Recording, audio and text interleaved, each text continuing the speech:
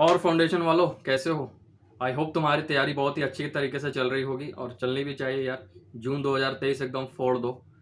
आज मैं इस वीडियो में बताने वाला हूँ कि तुम लॉ में किस तरीके से आंसर प्रेजेंट करो ताकि तुम्हारा मार्क्स उतना ज़्यादा ना कटे, एग्जामिनर उतना ना काट पाए। क्योंकि यार मैंने बहुत लोगों का ऐसा रिजल्ट देखा है ना, जो अटेम्प्ट करके आते हैं 190 एवब करते हैं, लेकिन उनके मिलते हैं 40 एकदम, या तो फिर फेल ही हो जाते हैं। तो ऐसा क्यों होता है, इसके पीछे का रीज़न भी मैं बताऊंगा और तुम्हें कैसे अच्छे तरीके से प्रेजेंट करना है और मैंने कैसे किया ये भी बताने वाला हूँ। वीडियो को एंड तक देखना, ठीक है। तो स्टार्ट करता हूँ मैं। पहला पॉइंट देखो, यहाँ पे दो कैटेगरी के स्टूडेंट होंगे। या तो एक वो जो खुद से बनाकर लिखने वाले होंगे जिन्होंने प्रोविज़न याद नहीं किया है, और दूसरे वो जो याद करके लिखने वाले होंगे। तो मैं दोनों के बारे में बताने वाला हूँ कि दोनों को कैसे करना है। जो याद करने वाले हैं उनका तो सिंपल है भाई, वो तो याद करेंगे तो डायरेक्ट लिख देंगे जाकर।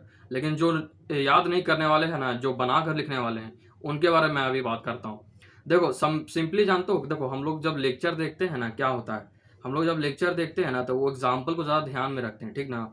और प्रोविज़न को एकदम इग्नोर कर देते हैं। बुक में जो लॉ का लैंग्वेज लिखा हुआ है, प्रोविज़न को इग्नोर करके हम लोग एग्जाम्पल को रिटेन कर लेते हैं, उसको दिमाग में स्टोर कर लेते हैं और उसी को बनाकर तुम आंसर लिखते हो एग्जाम में। पहला गलती तो यही करते हैं जो खुद से लिखते हैं कि वो एग्जाम्पल को ही एक्सप्लेन कर देते हैं आंसर में। लेकिन ऐसा नहीं है ना, तुम लॉ का आंसर लिख रहे हो तो तुम्हें लॉ का लैंग्वेज उसमें दिखना चाहिए। लॉ में जो जो वर्ड यूज होते हैं वो तुम्हारे वहाँ आंसर में प्रेजेंट होने चाहिए।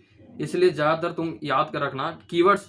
तुम एजुकेटर से सुनते ही आ रहे होगे कि कीवर्ड्स याद करो, अगर तुम्हें अपने से बनाकर लिखना है तो कीवर्ड्स याद करो। जो मेन वर्ड है जो प्रोविजन में, वो तुम्हें याद होने चाहिए अगर तुम अपने से बनाकर लिख रहे हो तो। और अगर तुम्हारा इंग्लिश भी ठीक ठाक है तभी तुम अच्छे से बनाकर लिख पाओगे। नहीं तो अगर तुमने एग्जाम्पल एक्सप्लेन किया तो तुम्हारा मार्क्स एकदम वहीं पर डाउन हो जाएगा। 6 मार्क्स का है तो उसमें 3 नंबर से ज़्यादा नहीं मिलने वाले। इसलिए ये ध्यान रखना तुम। पहला पॉइंट यही है कि अच्छे से लिखना, लॉ का आंसर लगना चाहिए। ऐसा नहीं कि पूरा एग्जाम्पल को एक्सप्लेन करे जा रहे हैं।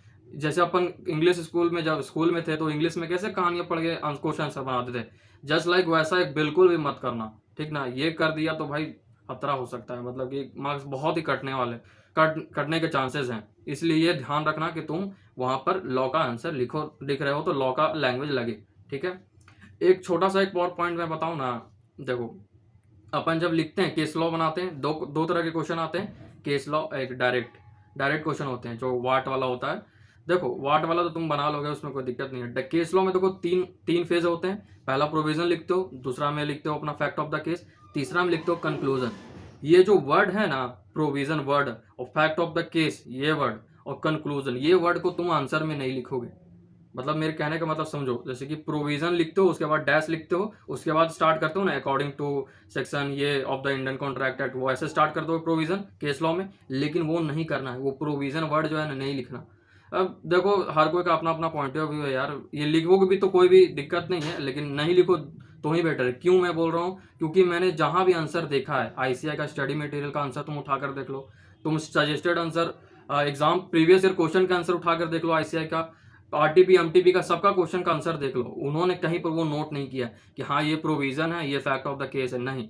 तो मैं सिंपली क्या करना है, डायरेक्ट स्टार्ट करना है, अकॉर्डिंग टू प्रोविजन लिख दिया, उसके बाद एक लाइन छोड़ो और फैक्ट ऑफ द केस लिखो, और फिर एक लाइन छोड़ो, फिर कंक्लूजन पे आ जाओ। वो जो वर्ड है ना वो मत लिखो, वो शायद थोड़ा सा प्रेजेंटेशन में अच्छा नहीं लगता है।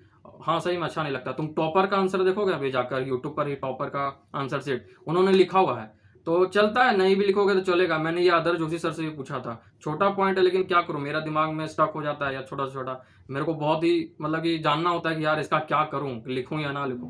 मैंने डायरेक्ट आदर जोशी सर के लाइव में जाकर पूछ लिया कि सर आप ही बताओ क्या करें। तो उन्होंने बताया कि भाई मेरा सिंपल तुम राइटिंग प्रैक्टिस वाला वीडियो देखो, उसमें मैंने जैसे बताया वैसा ही करो। और सच में उन्होंने भी वैसा नहीं किया, डायरेक्ट स्टार्ट किया अकॉर्डिंग टू, नीचे एक पैराग्राफ एक लाइन छोड़ा और पैराग्राफ चेंज किया, मतलब एक लाइन छोड़ा उसके बाद फैक्ट ऑफ द केस और फिर एक लाइन छोड़कर कंक्लूजन पे आ गए। ऐसा करना है।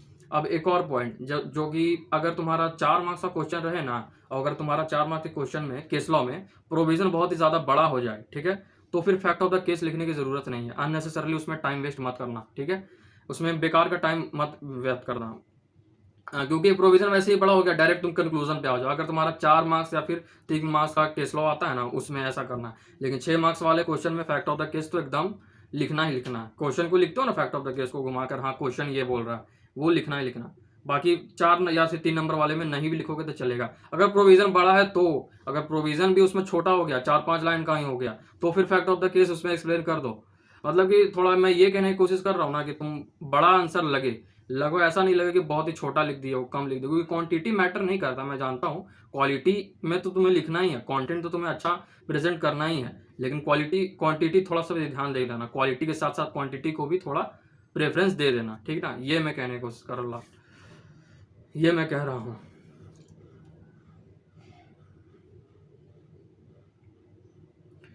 और देखो, अगर 3 घंटे का तुम्हारे पास पूरा टोटल टाइम है, 15 मिनट एक्स्ट्रा मिलेगा रीडिंग का। वो 15 मिनट एक्स्ट्रा रीडिंग में जानते हो मेरे हिसाब से क्या करना, तुम पैसेज बना लेना, पैसेज बना लेना, या फिर नोट मेकिंग का तुम क्वेश्चन आंसर जो भी नोट मेकिंग में होता है ना, मैंने तो नोट मेकिंग बनाया ही नहीं, नोट मेकिंग में जो भी होना होता है तुम बीसीआर को देना टाइम, क्योंकि यार लॉ का क्या है ना, तो अगर तुम कोई क्वेश्चन देकर घबरा जाओगे ना कि जो नहीं आता है, तो फिर बहुत ही खराब पेपर जा भी सकता है, इसलिए तुम्हारा, इसलिए तुम बीसीआर का पैसेज बनाओ, कुछ ऐसे मतलब बना लो ना कि 4 मार्क्स बाद फिर तुम्हारा वहीं पे बन गया ना।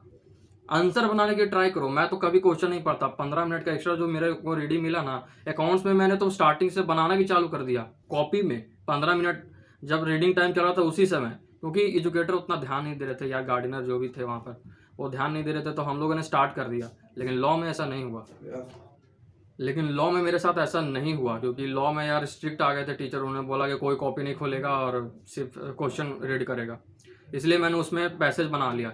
ऐसा ट्राई करो, टाइम कम से कम बचाओ, ठीक ना। तुम्हें लॉ को भी 2 घंटे से ज़्यादा नहीं देना है, 2 घंटे से ज़्यादा दिया तो फिर तुम्हारा बीसीआर में थोड़ा कम बन सकता है, ऐसा हो सकता है, ठीक ना। तो लॉ को 2 घंटे से ज़्यादा नहीं देना, और खुद से बना रहे हो तो थोड़ा टाइम लगेगा, तो थोड़ा जल्दी जल्दी बनाना। राइटिंग पे उतना ध्यान मत दो, थोड़ा बहुत ही खराब लिखोगे तो चल जाएगा, ठीक ना। और अगर एंड तक तुम्हारे पास टाइम बच जाए और अगर तुम्हारा कुछ क्वेश्चन बाकी है, तो तुम एक काम करो, बीसीआर में कुछ भी रगड़ दोगे चलेगा, लेकिन लॉ में कुछ भी अंड मंड मत लिख देना।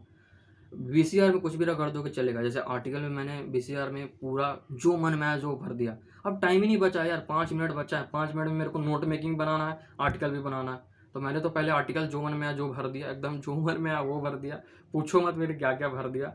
और फिर नोट मेकिंग का जो समरी होता है मैंने वो बनाया, क्योंकि नोट मेकिंग के लिए टाइम कहाँ रहेगा यार, 2-3 मिनट में नोट मेकिंग कहाँ से बनेगा, तो समरी मैंने लिख दिया, क्योंकि आदर्श सर ने बोला था यार कि 1 नंबर का भी बहुत ही कीमत है, मतलब कि अगर 2 नंबर का समरी है तो 1 नंबर तो देगा ही, और 1 नंबर में कुछ भी लिख दो।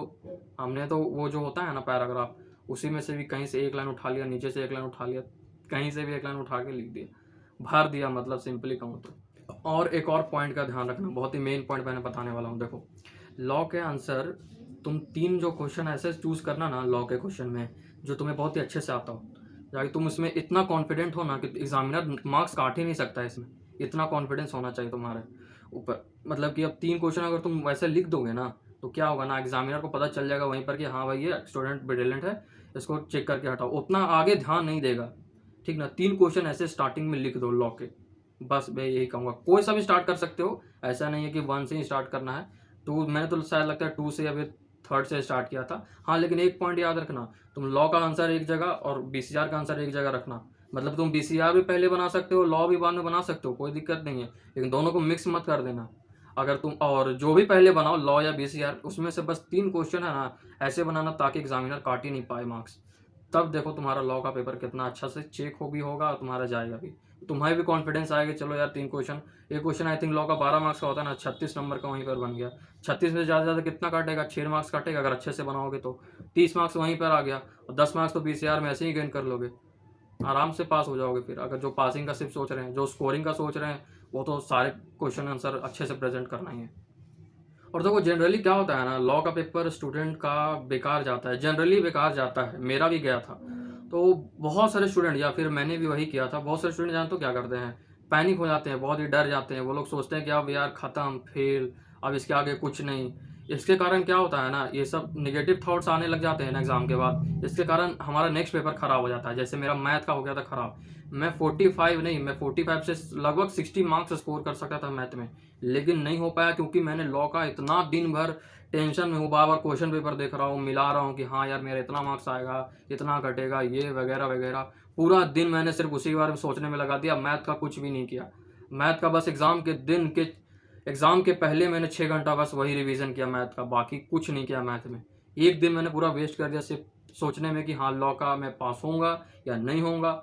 इसलिए यार जनरली लॉ का पेपर खराब जाता है, तो तुम लोग भी ट्राई करना, होता नहीं है मैं जानता हूँ, ट्राई करना कि हाँ उसको दिमाग से निकालो, वो हो गया सो हो गया, अब अगले नेक्स्ट पेपर पे ध्यान दो। ये क्योंकि यार एक तरह से सोचो ना, एक तरह से ये थॉट्स रखना है तुम्हें। अगर बाय चांस पास हो गए, तुम्हें लग रहा फेल हो गए हो, लेकिन कुछ ऐसे स्टूडेंट हुए हैं जो जिनको लग रहा था कि मैं फेल हो जाऊंगा लेकिन पास हो गए हैं। हो सकता है, होगा, तुम्हारे साथ भी हो सकता है। इसलिए यार कभी कभी ऐसा लगेगा तुम्हें कि एकदम फेल ही है, लेकिन पास हो जाओगे। जैसे लॉ में मेरा एकदम एकदम खत्म हो गया था, मैं क्या ही बताऊं। एक तो पहले मेरा इतना कम मार्क्स का अटेम्प्ट, 63 मार्क्स का मैंने अटेम्प्ट किया था। सोचो यार, मतलब बहुत ही ज़्यादा टेंशन में।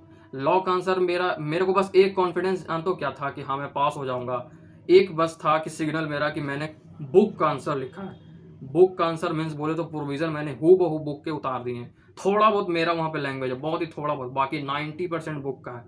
तो एक चांसेस थे कि हाँ भाई मैं पास हो जाऊंगा लॉ में। इसीलिए मैंने वो 2 पेपर मैथ और इको पे थोड़ा सा जान लगा दिया, अपना मेहनत लगा दिया। नहीं तो आज शायद हो सकता कि मैं भी तुम्हारे साथ ही होता, मैथ 2023 देते हुए, जून 2023 में देता तुम्हारे साथ भी। इसलिए यार टेंशन मत लेना, हो गया सो हो गया, बात खत्म। आई होप मैंने सब कुछ बता दिया लॉ के पेपर में कैसे प्रेजेंट करना है वगैरह वगैरह। तो ब्लैक पेन से लिखना, कुछ लोग का ये भी डाउट होगा कि कौन पेन से लिखना, तो ब्लैक पेन से लिखना यार। Take care, bye bye. मैं लास्ट अभी नेक्स्ट वीडियो मेरा वही मेरा नेक्स्ट वीडियो में बता दूँ एग्जाम में तुम्हें कौन कौन से मिस्टेक्स नहीं करने हैं हर पेपर में। और एक ये वीडियो मैं डालने वाला हूँ, और दूसरा मैं डालूंगा कि लास्ट 30 डेज स्ट्रैटेजी तुम्हारी क्या होनी चाहिए, जो मैंने फॉलो की थी अपनी, जाके तुम अच्छे से प्रिपेयर करके जाओ एग्जाम में, अफोर्ड कराओ। Take care, bye bye. तैयारी जारी रखो, मेरा भी चल रहा है यार। हालत ख़राब है इंटर में भाई, हालत ख़राब है। टैक्स में तो दिमाग ख़राब कर दिया।